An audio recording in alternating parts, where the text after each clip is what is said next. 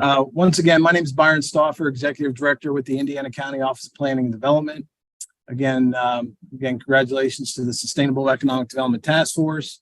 Thank you to all the sponsors, and a special shout out to Molly for her efforts. I know she's been plugging away at this for many weeks, if not months.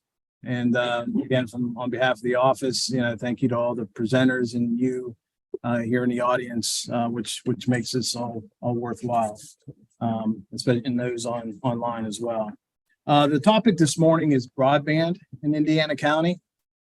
So you just heard about solar, and exciting things that are on the forefront there. Broadband is certainly nothing new, but unfortunately we're, a little bit behind the curve relative to, what should be the standard in 2023 and into the 21st century. This is an initiative that the Indiana County Commissioners have been working on for well over 10 years. Unfortunately, prior to COVID, funding was not necessarily readily available in the governmental sector, and quite honestly, in rural areas such as Indiana County, those in Indiana Borough and White Township and Blairsville and some of the other urbanized areas, you'll see Comcast service or other types of services, but you get a mile or two out of these suburban, urban type areas, and services drop off quite quickly, and that puts us all at a competitive disadvantage relative to not only education, and certainly be able to enjoy the entertainment side, such as the Netflixes of the world and the Hulus and the other online streaming services, but applying for jobs and telemedicine and all the technologies that go out there, our farming community, and being able to take advantage of technology in the agricultural sector. So again, this has been something that's been on all of our elected leadership for a long time. Back in 2010, 2011, and into 2012, the Indiana County Commissioners embarked on the radio communications project for EMA. So our first responders, needed to have upgraded communication equipment. And at that point in time, the commissioners opted to make a little bit of a risky investment. But essentially, when they were having access to building new tower sites so that first responders and the handheld radios could communicate, back to EMA or back to their stations, across from fire, police, ambulance, across all of those first responders, this network was built, and it was all wireless, and it required a lot of communication tower sites. And so the county embarked on building those and partnering with some other entities, and but that required backhauling from tower to tower, utilizing fiber optic networks. So the county spent between $15-16 million building this network for the first responders. And that network only required about 12 pair of fiber, for that network. But the county did an RFP and actually hired Salsgiver Inc., Salsgiver Telecom at the time, and to build that network. Mike Burkett's here representing Salsgiver today. So the area on the map that you see, emitting out of Indiana and White Township area in red is that first network. Slide this map down a little bit.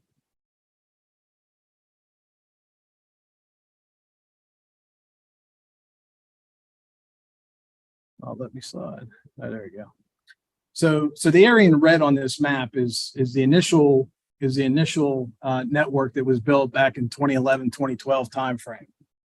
So we overbuilt it. In some cases, I believe it was 96 pair of fiber, 144 pair of fiber, for the opportunity that private sector could lease some of that fiber. And some of that did happen. But again, monies were not readily available to, just aren't simply enough customers to justify the enormous expense in some of these instances to extend fiber to a lot of different places. So there was different wireless solutions that have been put forth and such, and we've seen some other companies come in. But here comes COVID, in 2020. And everybody remembers the term, the CARES Act funding source that initially came out and provided resources to municipalities and counties and communities and states to combat. And we had 6 months. And because of this open-ended contract with Salsgiver, the county was able to deploy another $2 million. So coming off of the red lines, you see some of these blue lines that are kind of coming off and hitting different areas, north and south, in some of our more rural areas. And so those blue areas represent areas that were funded in part by the CARES Act funding. Again, trying to deploy, coming off our initial investment, 10, 12 years ago, and then expanding that network. And then moving forward, the federal government, everybody started calling. Kids are at home, in 2020, aren't able to get educated. We're getting calls from superintendents and from parents, so on and so forth. And these calls were going to the FCC and to our legislators, our senators, and different programs were being formed. So the county commissioners, we embarked on under their leadership on writing some grants. And the first one that came in was a Keystone Communities grant. I'll refer to this now. Keystone Communities Program grant for $500,000. That was actually Senator White and now Senator Pittman and Representative Struzzi, and back then Representative Reed, kind of helping to bring those dollars in. And then we wrote a federal grant to the Appalachian Regional Commission for $1.5 million. And that required a match. And then after CARES Act came the ARPA funds, the American Rescue Plan funds. And the county earmarked $1.5 million to match the ARC funding. And then after that, we were able to get CDBG funding, Community Development Block Grant, and it's referred to as CV COVID dollars. So they were a special bucket of money under the Community Development Block Grant money. And that was a $2 million bucket of no match funding. The KCP money earlier was no match. And then the commissioners through their budgeting process and earmarked an additional $1.5 million. So the county commissioners are putting in $3 million towards a $7 million overall project. So what we've done thus far then is we've awarded contracts, and that's why I have these two gentlemen sitting here to my left. Salsgiver Inc. Was the winner of the bid on the first phase for the CDBG CV money, and Mike will be talking about that project in some more detail. And Chad Carrick here today with REA, and I'll allow Chad to talk about REA strategy and their partnership and affiliation with In the Sticks. Got a project for a little over 4.5 million. And you can see that number there. I don't have my glasses on, so I can't read it. But the total of that is 6.9 million. The county, to do all this work, we were able to keep 100,000 to cover incidental costs and administrative costs in deploying these funds. So the total of phase one, phase two, and the administration portion is $7 million. And that's what you see outlined there. So,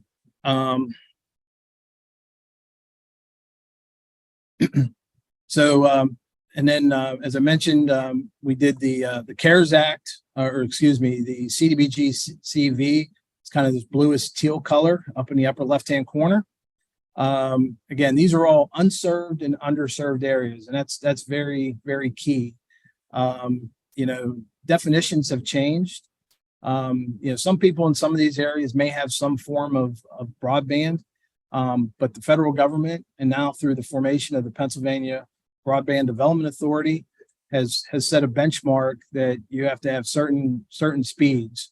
And currently we're using 100 up speed, so the download speed, and then 50 upload speed. So the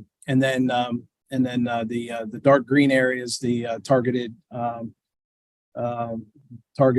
REA area. So I'm going to let these two gentlemen take it from here, but I wanted to give you that background information so you kind of know where the monies came from, what the strategy has been, and how we got to this point. So, Michael.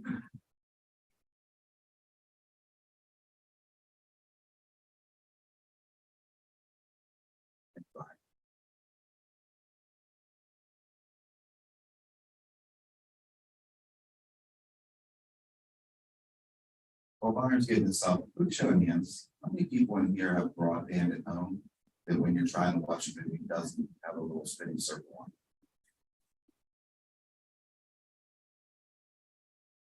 How many of you would like to have that? Still quite a few. As Byron mentioned, our relationship with the county goes back to 2011, and the network that we even built at that time has supplied us with essentially a backbone for everything else that has been built since then.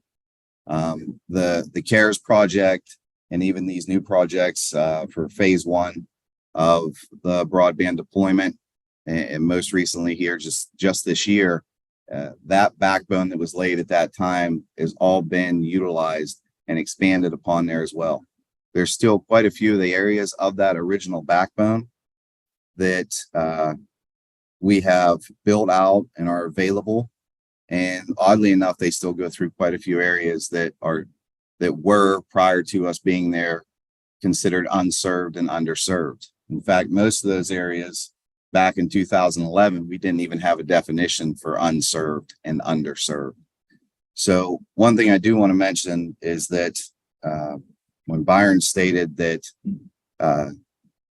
Indiana County still has quite a long way to go, but I will tell you that the leadership of Indiana County back those many years ago set a groundwork for what's going to be a potential that Indiana County has that a lot of the other counties, because I work with quite a few of them throughout this Commonwealth, do not have an opportunity to do without substantial investment at this time. That groundwork that they laid back then essentially created a network that, while Byron mentioned the 100 meg by 50 meg, the minimal capacity for any standard installation on that network is a gigabit. 10 years from now, which by the way is 1,000 megabits, sorry. 10 years from now, when that jumps in scale, back in 2011, your broadband definitions were 7 meg by 1. Okay, so if it jumps in scale economically the same, essentially you're going to be looking at 10 gig, which is 10 times the capacity of that basic installation. In order to accommodate that, we will not have to put in one new strand of fiber. The fiber optic that was put in 2011 can easily accommodate that today and would be able to accommodate that 10, 15 years from now.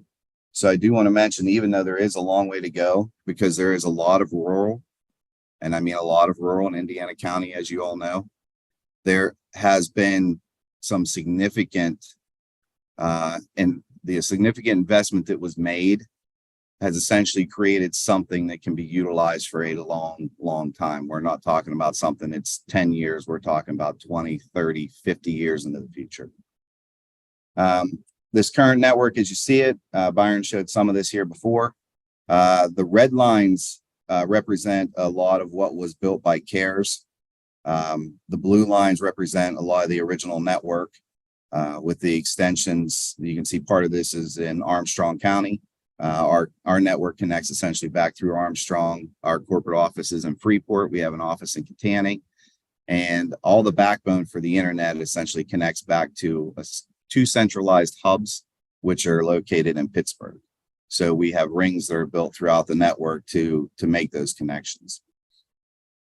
This upper part of CARES, that came down through Marion Center, and a lot of this down here through an area known as Brush Valley and Buffington Township, which is some of your most rural areas.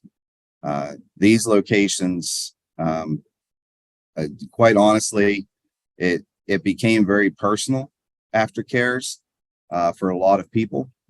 And I had never been thanked so much in my job, in my life, as I have been in these past several years, which for what we do, that's typically not something that happens. But essentially, what has been done and what was done through CARES and what became available to these people, the term life-changing is tough for me to use, but they have used it so many times, I don't mind sharing it with you. These services that you see, or this backbone that you see here, everything that was done on the new phase extends off of this one as well.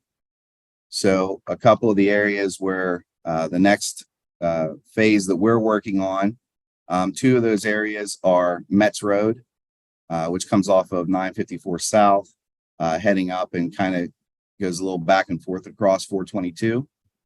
And the village of Waterman was another one. Neither of these areas had any broadband available to them. And it was some of the areas that were identified as great need. But the nicest part about both of them is the expense to actually get there was very low.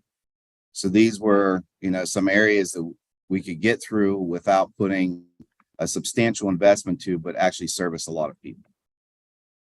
The upper areas in the north, Smicksburg, which I'm sure many people have questioned me. I know they've questioned me, and I'm sure other people have questioned, why are we putting fiber optic in Smicksburg? Multiple reasons. That is a tourist attraction for this county. Those businesses that are up there are struggling being able to grow, not to mention, while the Amish community might not need the internet service, there are still a lot of farmers up there who are being held back in what they're capable of doing by not having broadband services. So this, while it might be a bit of a head scratcher, actually does make a lot of sense and was something that was very needed.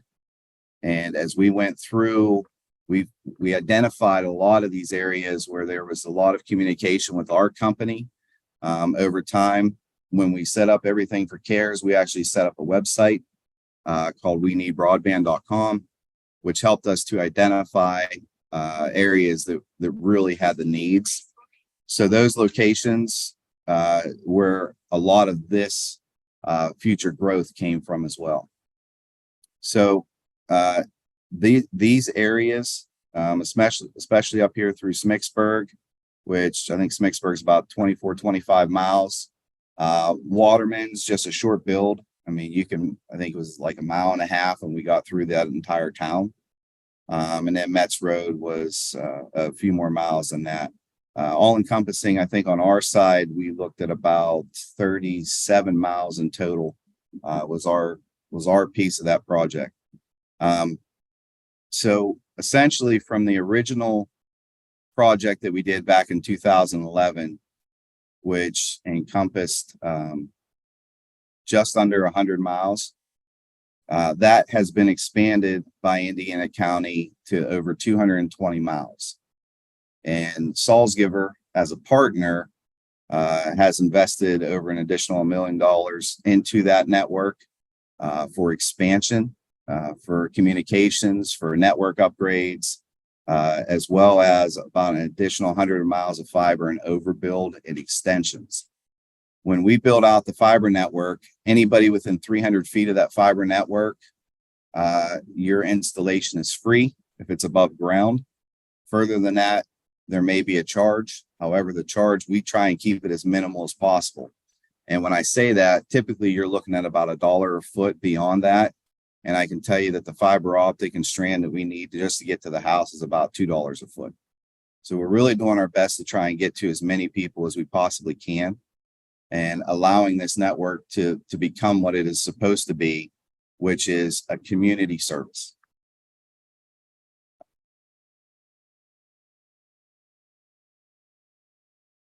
So this is just explaining about the mileage and everything that was there.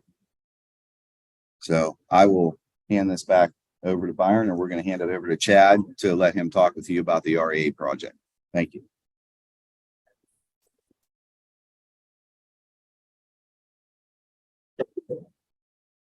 I was going to put in some thumb drive here, but they're all taken. So, okay, great.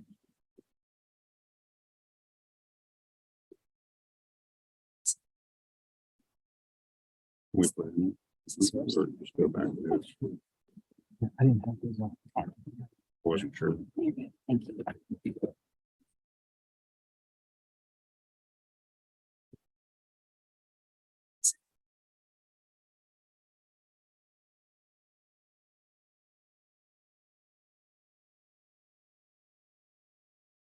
Yeah, it's just one slide.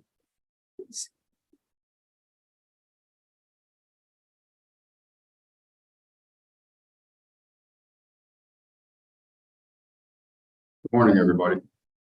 My name is Chad Carrick. I'm President and CEO of REA Energy Cooperative, and I'm also President and CEO of In the Sticks, which is an internet service provider that also does wireless connections and fiber.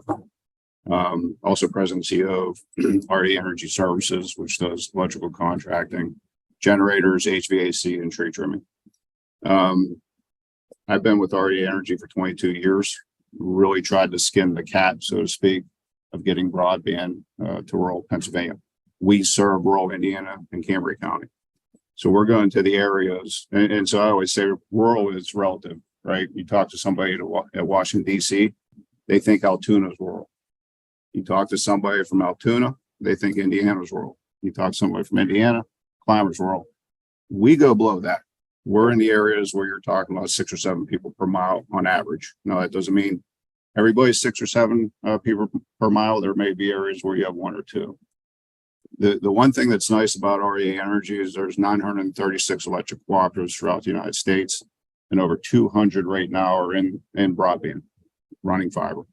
So because we're a not-for-profit entity and we don't compete head-to-head, we were able to get that information from the co-ops across the United States, and we did a lot of that to try and come up with a program that will serve the citizens of Indiana and Cambria County.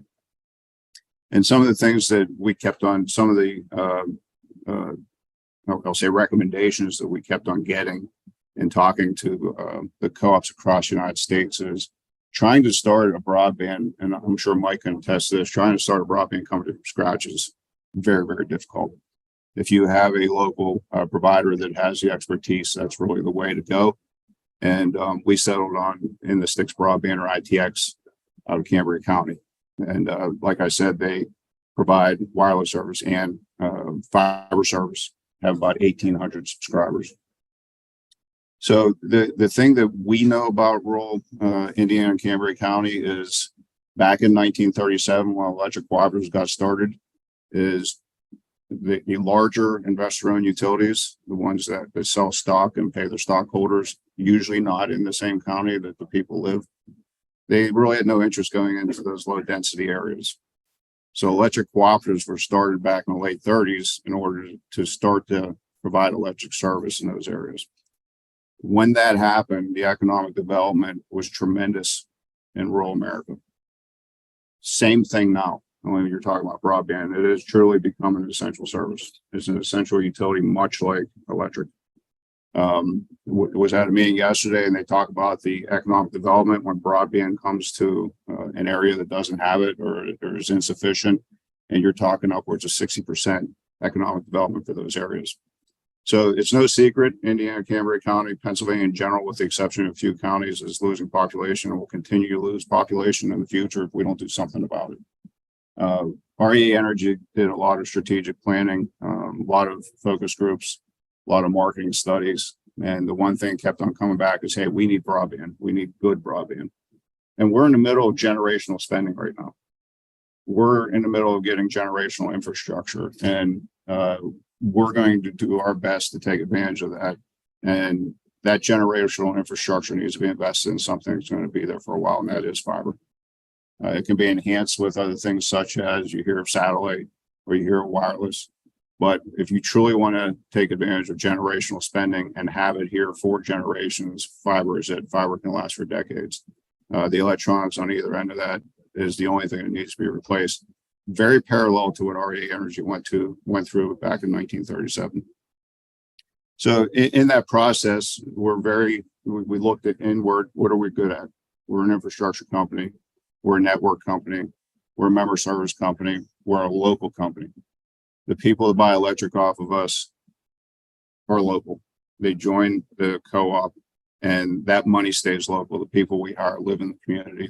The contractors we utilize are in the community, and even the electric that is generated is in Pennsylvania. We're taking that same type of model to try and because we've done it before, so why try to reinvent the wheel? Let's try and use the same cooperative model that worked for electric companies, and let's do the same thing for a broadband company. So we're proud to have won one of the grants that the county was providing. This is just a snapshot of where our build's going to go. We have about 131 miles of build going, and that's just the main line. That's not counting the connections that we're going to do, much like what Mike from Salsgiver had just mentioned. There will be free service up to 300 feet. And we'll be passing about 1,900 homes and businesses. But this is just really just setting up the foundation to be able to go from here.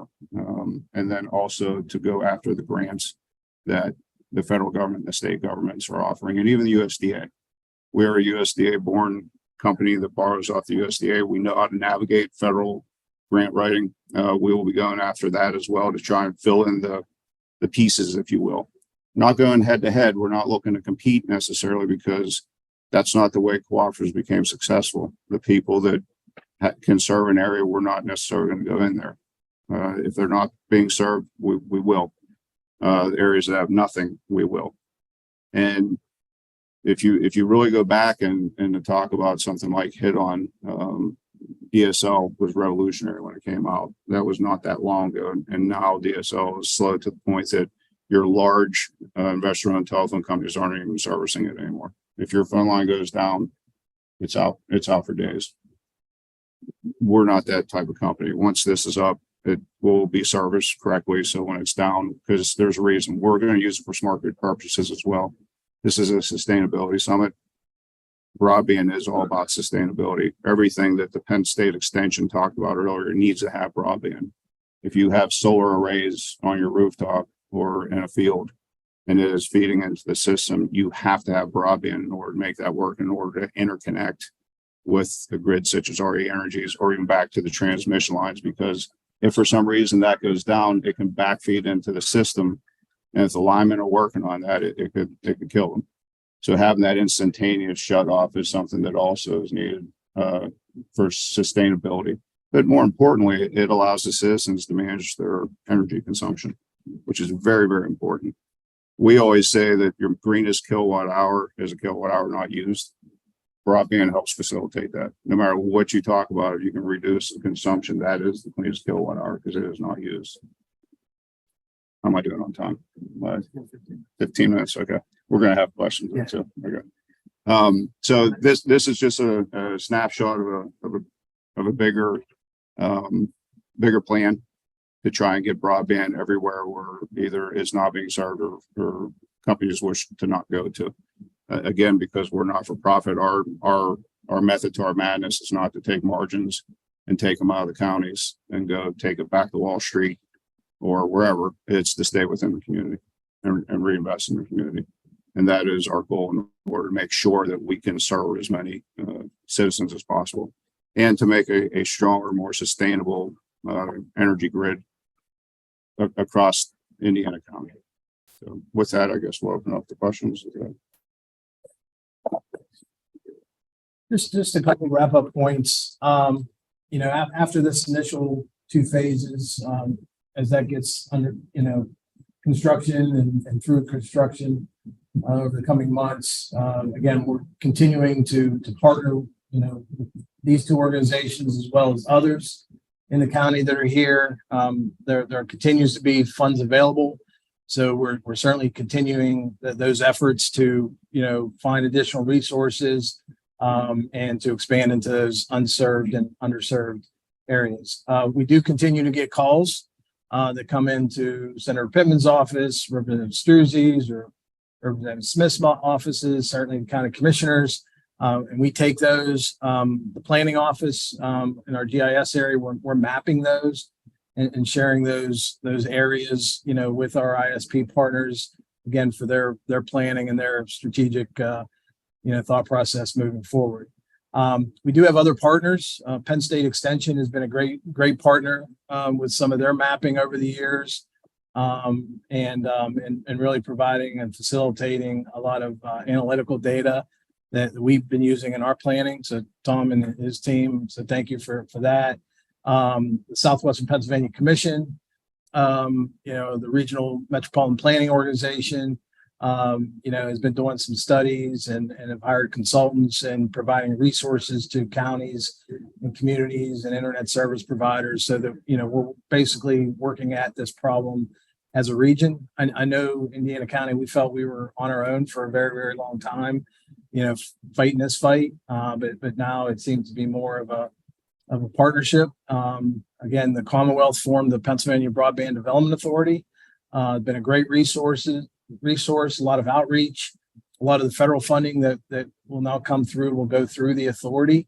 And again, there's currently some applications that are being reviewed, and next year, additional funding, 1.2 billion is available to Pennsylvania in the BEAD funding. So we'll continue to work the problem and identify the areas of greatest need and find the right partner to address that issue. So did want to take a few minutes if there were any questions on this topic. It's pretty vast. As Chad mentioned, it affects a lot of industries, things you wouldn't necessarily think about, not just everybody's homes, but businesses and technology deployment in the future. You need the broadband to make it all come together. So Testing. yeah, are there any questions? Shauna?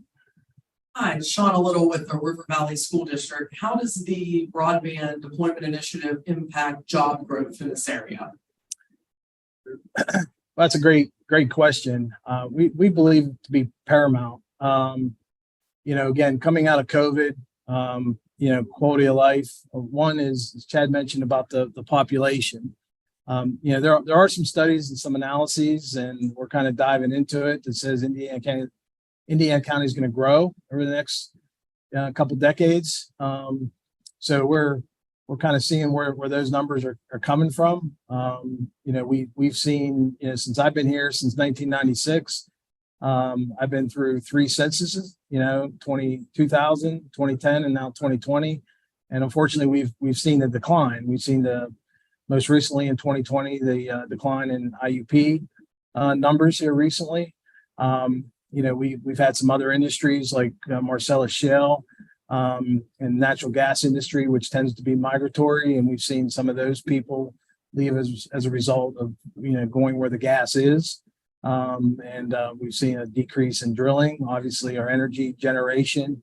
So we believe as technology that it's vastly important from a competitive standpoint, that we can attract people to live here with the quality of life, but certainly the businesses are going to need, in order to be competitive. When I came here in '96, we didn't have 4-lane access to the county seat, and there was a dedicated effort to get Route 22 east-west through southern part and connect 119 north into Indiana County. So as Chad mentioned about electric, in the 1930s in the rural areas, this is paramount to, I think, our future. So I don't know that we can cite specific jobs, but if we do not do this, we will not be competitive. Furthermore, our students will get behind. You won't be able to take classes online at home. You won't be able to have employment, work from home. A lot of jobs today are, remote opportunities. In fact, you could have a quality of life here in Indiana County. Laura can show you where all the parks and trails are, the Tourist Bureau, and all the great events that we have here. and enjoy the hunting and the fishing and all those kind of things, but work for a company in California or work for a company, in Pittsburgh, and work out of your home. You can't do that without broadband. So, again, it's vastly important for our competitiveness. Any other questions? Yes, sir.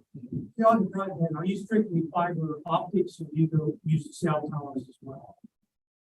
I'll turn it over. I can tell you from a strategic perspective, what the county did is we issued an RFP, and we received, I believe, 6 responses to that RFP. We were able to have 2 that we've ultimately have contracted with, and we left those solutions open. I do believe that both have wireless solutions as part of their capability, so I'll kick it to them. But I will tell you the importance of maintaining those speeds that we've talked about, the download and upload speed. So very quickly, Mike and Chad. It's different. Okay. So specifically for Salsgiver, our network is fully fiber optic. But we do offer to augment some of the services as part of the CARES program. We did put up what is CBRS wireless services, basically based off of loose kind of cellular service for broadband, to try and get to some of those areas that we couldn't quite reach with the fiber optic. But to extend that, as Byron mentioned, the Pennsylvania Development Broadband Authority and some of the funds that they have coming up. Recently, they just did an auction. They had, through a broadband investment program, about $200 million available that they put out for whoever to bid on. We submitted bids for Indiana County to the tune of about $12 million. That is all fiber optic. And the reason that we did that is because Chad mentioned generational spending. That's generational spending. If we can put the fiber optic into place, then like I said, 20, 30, 40 years from now, we know that the needs that the community will have, as well as the businesses will have, can be met by that same fiber optic cable. The only thing we change is the electronics that are on the end of it. Chad. Kind of parroting a little bit what Mike said. ITX was a wireless service provider originally, kind of opposite of the way a lot of other internet companies do it. And the reason being is it's very expensive to run it, not many people pay into that infrastructure. So in areas where it makes sense, yes, there will be wireless connections. The Broadband Authority is actually promoting that because they realize, even though there's $1.2 billion, let's say, coming, that's not even nearly enough to get it across Pennsylvania. But they wanted to make sense. And the wireless companies aren't just standing pat either. They realize that if fiber's where it's going to go, we need to up. So you're seeing some crazy numbers coming out. Need to be tested at 400 parallel very fast. Wireless companies are coming out with that type of infrastructure at that point. But where it makes sense, that is something we will offer, but it will be on our out of our dollars. The grant money will be going from because of the generation spending. So when you think of wireless, it's going to change every 5 to 7 years. Fiber, it's 7 decades. One more. Yes. Hi. I'm a little confused about how the connection. About the connection between REA, electric generation, and broadband. I'm not sure. Are you going to be offering broadband? So because we have infrastructure all over the place, 2,700 miles of infrastructure. REA Energy can't directly offer broadband to the facility. And when we looked at that, we said, okay, there's these areas. I've been around 22 years trying to get broadband to the citizens of Indiana and Carrick County. After 22 years, if it doesn't come, we have to look into, okay, should we be doing this? The laws of Pennsylvania allow us to use our easements. Well, we have to offer it through an affiliate. If we didn't do that, then we'd have to go get separate easements, things of that nature. So we're taking advantage of some laws that passed it. REA Energy to use its easements through an affiliate to allow the broadband. So that the actual internet service providing will be offered through NSTICS. The infrastructure will be owned by RE Energy because there has to be a sustainability piece to it. RE Energy has been around since 1937. You can't get much more sustainable than companies been around for 86 years. So that piece, because we're experts in infrastructure, we're experts in managing poles, lines, an electric grid is much more complex than maybe a fiber grid. We feel, that's right up, that's in our wheelhouse. And so that piece will be done by the co-op, and the internet service provider will offer the internet to the consumer. Obviously, there's things will go back and forth with that, but that's how that works. All right, we have time for one more question, but we'll have to answer it. It's very quickly. Does Indiana Borough have access to fiber optics? I can tell you that some of our infrastructure goes through Indiana Borough. We're up and down quite a few of the different streets, School Street, Church Street, some of the main thoroughfares coming through. So our fiber optic is available. I'm not going to say it's available to every single household, but there's quite a few of them. Some of them may require a little bit of an extension, but our fiber does run through Indiana Borough currently. And there's a lot of fiber because of the university, because of the hospital and some of our other institutions. Obviously, there's Comcast services. It's more of a coax based network, offers some of the same speeds. That's been some of the challenges. There's a lot of networks out there that aren't available to be leased. These are private networks. And so, those are some of the barriers we're trying to knock down, and being able, and that's why the county did what it did. So on behalf of the citizenry of Indiana County, started developing a network that then we could, be able to leverage and partner with, the private sector, into the future. So, but a lot of the networks that do exist, some of which do reside in Indiana Borough and Wade Township, to service some of our institutions, unfortunately aren't accessible to, private sector leasing opportunities. Thank you very much, gentlemen. We really appreciate your time today. Everyone, please give it up for Mr. Burkett, Mr. Carrick, and Mr. Stauffer.